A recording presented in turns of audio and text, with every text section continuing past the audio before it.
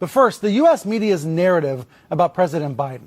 It might seem like the Biden administration is facing a perfect storm right now with regards to rising inflation, sky-high gas prices, the continued COVID pandemic, the president's unpopularity in the polls, and more columnists and commentators are bringing up Biden's age as a factor as well.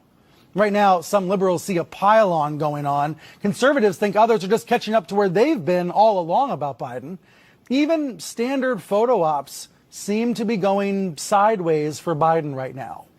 Of course, the news media shapes these narratives, chooses what video to show, maybe warps these narratives. Biden's relative lack of interviews with the media has also been a sore spot. If you ask White House reporters, you'll hear those complaints. This week, he invited a reporter from the Associated Press into the Oval Office for a 30-minute interview. It was a rare move, as some of these headlines said, and there are a long list of media outlets still waiting for a turn with the president. But there was a lot of news in that interview, so let's talk about it and a whole lot more with Julie Pace. She's the executive editor of the Associated Press. Also here with me, Danielle Belton, the editor-in-chief of the pioneering digital news source HuffPost, and John Harwood, a veteran of the Wall Street Journal and CNBC, now a White House correspondent here at CNN. Welcome to everybody. Lots to talk about. Julie, this Associated Press interview with Biden, this was the AP's first interview with Biden. It's been basically a year and a half. What took so long, and why do you think he spoke to your reporter now? Well, it's a good question why it took so long. We certainly wish we could have had a chance to interview the president sooner, but we're very appreciative of the opportunity to do so this past week. Look, I think there are a few reasons why the White House decided to give Josh Boak, our terrific White House economics reporter, this interview.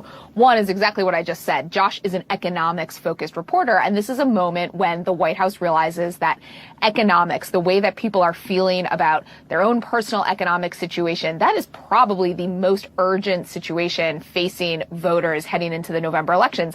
And they looked to the Associated Press, a news organization that really speaks to a lot of Americans who are not following the daily twists and turns of politics. They are not following, all the back and forth on Capitol Hill or on a lot of, political punditry shows, but they are very attuned to what is happening in their own lives. So I think this was an attempt by Biden to reach out to some of those voters to make clear that he understands some of the frustrations that they are feeling and to go with a reporter who is very steeped in economic policy, who knows it inside and out. And there was quite a bit of news in the interview. I was reading it for hints about his media diet, his references to reading the New York Times Magazine. You can sense in some cases the president's frustration with the news media. John Harwood, have you picked up on that from your post at the White House as well? Oh, there's no question. I think the Biden White House thinks that all of the coverage is unduly negative, that he's getting blamed for inflation when at best it's only partly attributable to administration policies. And it's part of the difficulty that any modern president has in communicating. There is so much media, there's so much media criticism that it's very, very difficult for a White House to set a clear communication strategy and see it break through to the American people. So many sources of information online, on television, other means. So, yes, they're quite frustrated right now. On this Father's Day, your dad, John, was the first ombudsman at a major American paper, the Washington Post. So your father was a media critic. That was in the 70s. It's an unimaginable media environment compared to today. So where are Biden's critiques of the media legitimate? Where are they justified? And where would you say they're not justified? Well, look, let's talk about the age thing to begin with. Let's put up Mark Leibovich's column. Mark Leibovich, top writer for The Atlantic, saying Biden should not run for re-election. It's not just Sean Hannity talking about Biden's age. It's The Atlantic magazine. That's right. And it was an outstanding piece by Mark. Without taking a stand on whether he's too old to run for re-election, let me just run through what's true, what's false, and what gets conflated. What is true is the presidency's a hugely taxing job mentally and physically, and Joe Biden is old. He doesn't talk or walk as smoothly as he once did. That suggests challenges, and when you get into your 80s, which he's about to do, the risk of health problems grows with every year. On the other hand, what's false is that he is not capable of doing the job right now, or he's not mentally in tune with the demands of the job. Anybody, any aide who engages with him, or reporters, we can see this.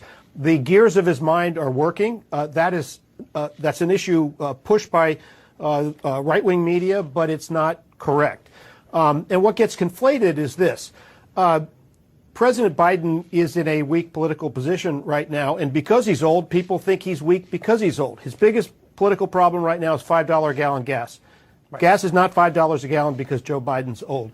His legislative program is not stymied in Congress because Joe Biden is old. It's because he's got a 50-50 Senate, and one of the members of that Democratic Senate comes from a Trump plus 39 state. I think the other thing that we should point out is that younger, more vibrant presidents like Bill Clinton and Barack Obama also had tremendous political problems in their second years, got hammered in midterm elections, and they ended up politically healthier. So Joe Biden would look a little bit younger if he was at 50% than at 40%, but he's not, and so he's going to have to deal with these stories for some time. But all of that context you're providing, John, is that an argument, Danielle, that the president needs to be given a lot more interviews in order to tell that story? Well, I mean, he just has to. Like, for example, I would love to have him at HuffPost. We'd love to talk to him about anything he'd like to talk about. The reality is, not talking doesn't solve anything.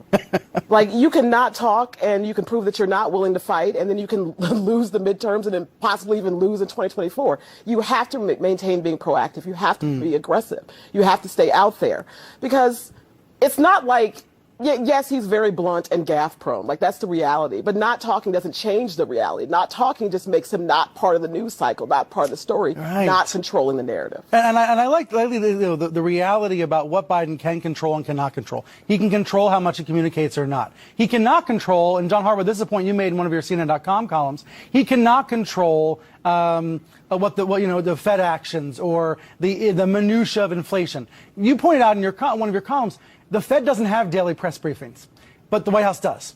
So maybe the White House gets more blame about economic problems than it actually deserves? Is that a fair statement? Well, yes, in terms of this particular economic problem. It is fair to say that Joe Biden's fiscal policy at the beginning of the administration may have exacerbated the problem of inflation. It did not create the problem of inflation. There are many factors that went into that, including supply shocks from the pandemic, loose monetary policy from the Federal Reserve, the war in Ukraine, all of that. The economy springing back to life from the pandemic, that in itself made demand surge, and the government had put a lot of money in people's pockets. So that's a legitimate criticism. On the other hand, the Federal Reserve is the steward of monetary policy. That's the most important way of controlling inflation. And Joe Biden, as the face of the American government, gets asked every single day, what's your strategy on inflation? What's your message on inflation? There aren't too many good answers for that, and the president has to come up with some answers. And we're going to be dealing with this all the way through the election, because inflation is going to be with us through then. But the idea that any president of the United States, for example, can just make gas prices go down is kind of ridiculous. Right. News coverage needs to reflect that reality, certainly.